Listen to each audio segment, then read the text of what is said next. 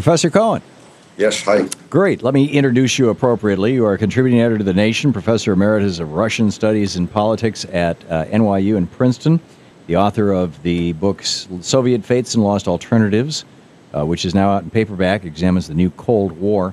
And your most recent article over at thenation.com is The Silence of America's Hawks About Kiev's Atrocities.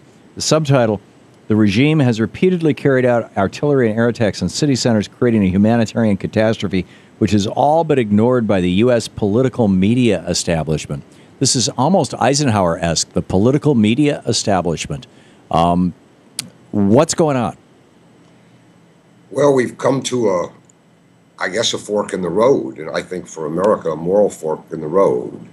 Last week, the new Ukrainian president, Poroshenko, declared a ceasefire in his war against the rebels in southeastern Ukraine, who have an affinity for Russia, not for the West and not for Kiev.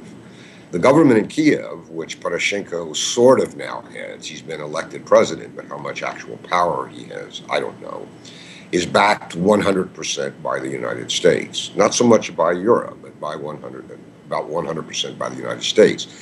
Then, I think it was this Sunday, Poroshenko ended the ceasefire, and once again, Kiev began an all-out assault on 6 or 7 eastern cities, eastern Ukrainian cities. By assault, I mean helicopter gunboats, warplanes, tanks, shelling, mortar. The civilian non-combat casualties grow. Don't know what the figure is. The UN said last week they were approaching 500 dead. It's surely more by now. We don't know how many wounded, maybe mortally wounded. And meanwhile, even according to the United Nations, more than 100,000 people have fled into Russia. Kiev, in addition, has blockaded these cities. So water, food, medicine, electricity, fuel, communications are now badly broken, in some places non-existent, and the result is an authentic humanitarian crisis. Wow, shades of Yugoslavia. I guess shades of Yugoslavia. And the argument I make in this new article at The Nation, The Silence of the Hawks, is that we, the United States, because of the role of the Obama administration in backing and encouraging these atrocities by the Kiev government against its own people. Tom, remember, because sometimes the media doesn't make this clear, that the people who live in southeastern Ukraine, although many are ethnic Russians and most are Russian-speaking, are Ukrainian citizens. So the Kiev government is killing its own citizens. These are not Russians it's killing. These are its own Ukrainian citizens. And now that the ceasefire has ended, we have plenty of social media video and television footage to show the horrors that now are being inflicted anew. Today, when the American press reacted, the White House and the State Department had already said all this is okay. If you look at the New York Times and the Washington Post today, it's absolutely horrifying. They've turned their pages into the pages of War Party, and they're saying that Poroshenko, the Ukrainian president, had no choice because Putin didn't do what he was supposed to do, had no choice but to inflict these atrocities on his own people. So my argument is that the American people, most of whom do not know what's going on, have unknowingly been shamed by the Obama administration. But there is a critical small mass of people in the United States who know what's going on, and they remain silent. And as long as they do remain silent, they too are now complicit in what is growing into war crimes. What is the motivation for that silence? I don't know. I think in Washington and in the media narrative about Russia since the end of the Soviet Union, which includes the virtues of expanding NATO to its borders, the virtues of trying to dictate to Russia how it conduct its domestic and foreign affairs, that's become such an orthodoxy, a congealed orthodoxy in the media and the policy establishment, that they have this blinkered view that admits no alternative way of thinking. I gave a talk in Washington last week to a large group of people, 300 or 400 people, who semi at least share Your Skype just croaked. We just lost Professor Cohen's Skype. It just froze up in mid-sentence. We will try to reestablish this. Once again, we were talking about Professor Stephen Cohen's new article, "The Silence of American Hawks," about Kiev's atrocities. He says, for weeks, the U.S.-backed regime in Kiev has been committing atrocities against its own citizens in southeastern Ukraine, regions heavily populated by Russian-speaking Ukrainians and ethnic Russians. And he adds, while victimizing a growing number of innocent people, including children, and degrading America's reputation, these military assaults in cities captured on video are generating pressure in Russia on Russian President Vladimir Putin to, quote, save our compatriots, end quote. Can you imagine if there were cities on the border of Canada where there were a lot of, say in Quebec, which has its own separatist movement and they speak French, but there were cities along the American border where they didn't speak French so well. This is not so much the case, but if there were cities that were more English-speaking and they had said, we'd like to be part of the United States. We're not going to do anything about it, but we'll pass a resolution. And the government in Quebec started bombing them. I mean, that's analogous to what's going on here. This is pretty damn spooky stuff. Hang on just a minute.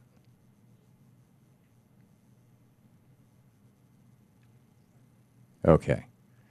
Professor Cohen. Professor Cohen? Professor Cohen, Thom Hartmann here. All right, here I am. Yeah, let's just continue as on the telephone. I mean, we can try to get video on Skype, but let's do our audio on the phone. From the computer. If you want me to get back on the video, I got to go back on. No, that's fine. Just we can finish this with the phone. We've got a nice picture of you that we'll put up on the screen. That's fine. I don't care. But we never had this problem before, and if we do it again, we should figure out where the problem was. Yeah, I don't think it was on my end, though. I agree. But we can do that off the air. Let's get back to the issue here. You were saying that this is putting tremendous pressure on Putin, and if Russia goes in, then the West goes in, and then I said, could that be World War III? Yeah. Your thoughts? Well, let's use the shorter-term possibility. I mean, I don't know about World War III. I mean, World War II was fought in North Africa and in the Pacific and in Pearl Harbor, but there's something more horrifying. Obama has said unwisely, our conventional forces are far superior to Russia's. That may or may not be so in Ukraine, where the war would be fought. Right. It probably would spread to the Baltics. It would spread along Russia's borders. I don't even want to think about it, but when I do, I recall one thing. It is Russia's doctrine that if overwhelmed by overwhelming conventional forces, Russia reserves the right to use nuclear weapons. Now, they don't mean launching a missile at New York or in Washington where you are, or down in my home state of Kentucky. They mean what people call tactical or battleground nuclear weapons. These are weapons that can be fired from conventional artillery devices that are rolled into a battle zone and have a range, I think, of 300 miles and less. But they're nuclear, Tom. They're nuclear. It means that a Rubicon could be crossed, one that hasn't been crossed since we bombed Japan at the end of World War II. We don't even want to flirt with that possibility because it's an absolute certainty that no Russian leadership, and leave aside Putin, will ever stand by if it sees its borders being overwhelmed by conventional forces from the West. I don't think that will happen. I think Europe understands this.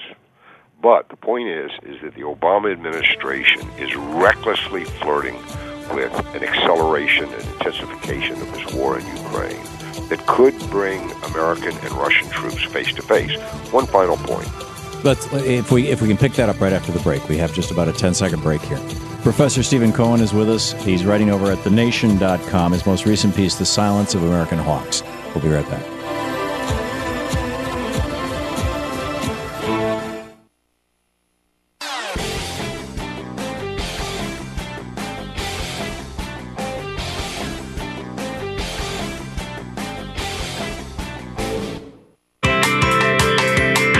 20 minutes past the hour. Welcome back. Thom Hartmann here with you. Professor Stephen Cohen on the line with us, contributing editor to The Nation, Professor Emeritus of Russian Studies and Politics at NYU in Princeton. His latest piece for The Nation, The Silence of American Hawks, about Kiev's atrocities. If you have not read it, get over to thenation.com and do so.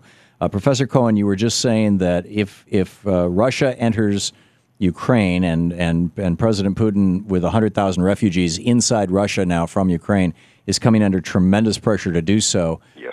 If he enters Ukraine, the West might enter the western part of Ukraine. He would be in the eastern and southern part of Ukraine. And that could lead to a war basically between NATO and the U.S. on the one hand and Russia on the other. And Russia has reserved to itself the right to use battlefield tactical nuclear weapons. And if they do that, then we cross this Rubicon that we have not crossed since the end of World War II when we bombed Hiroshima and Nagasaki. And you said, and I want to make an additional point, please. And a footnote that Russia has, I believe it's the case, more tactical nuclear weapons than any country in the world. I want to say 10,000, and I want to say that the United States and NATO have under 500. I'm not sure. I do know, though, that Obama had appealed to Putin months ago to sign a treaty destroying tactical nuclear weapons. And the position of the Russian military elite was, don't do that, because you could get in a situation, and then they described exactly what they're in now, with the West amassing what Obama says is superior conventional forces. He never should say that, but he did. I don't know how superior we are, but let me give you a flavor of what's being said in Russia to Putin, because you will not read it in the New York Times or the Washington Post or the Wall Street Journal. You will not hear it on any of the cable talk shows. But you speak Russian and you read these. You don't have to speak Russian. Yeah. I mean, they churn this stuff out in Russian English every day. Okay. All the Russian major news agencies have English translations. And there's an excellent, excuse me, Tom, excellent American news serve or list, Russia list, called Johnson's Russia List, which comes out every day, only in English, and prints much of this stuff in English. This particular thing I'm going to mention was in Russian, but the summary of it appeared in English. And anybody who cared, which ought to, and I am absolutely sure, by the way, that the men and women in the CIA know this. And I am absolutely sure they've told the National Security Council. I doubt whether the National Security Council has told Obama. I mean, that may be where the broken link is. But let me give you an example. When serious, high-ranking people in Russia are calling for Putin to intervene, what do they have in mind? We think, oh, he's going to send his troops across the border. No. They're saying, and this is a guy who works for Putin. I know him very well. He's a very serious man. He's probably about 55, used to be in politics, ran for president once, now is Putin's chief economic advisor in the Kremlin. He advocates that Russia impose a no-fly zone over southeastern Ukraine. Now, Americans will remember our no-fly zone over over Libya, which the United Nations backed, as did the Russians by not vetoing. But no-fly zone is a sanitary formulation of sending warplanes to Ukraine to destroy Kiev's planes and armored units on the ground if and when they approach southeastern cities. That I think is what's being discussed as we talk in Moscow. Not sending 200,000 Russian troops across the border to seize southeastern Ukraine. That's not in Russia's interest in any regard, but they have the precedent, and Putin's advisor said there is this precedent of what America did in Libya.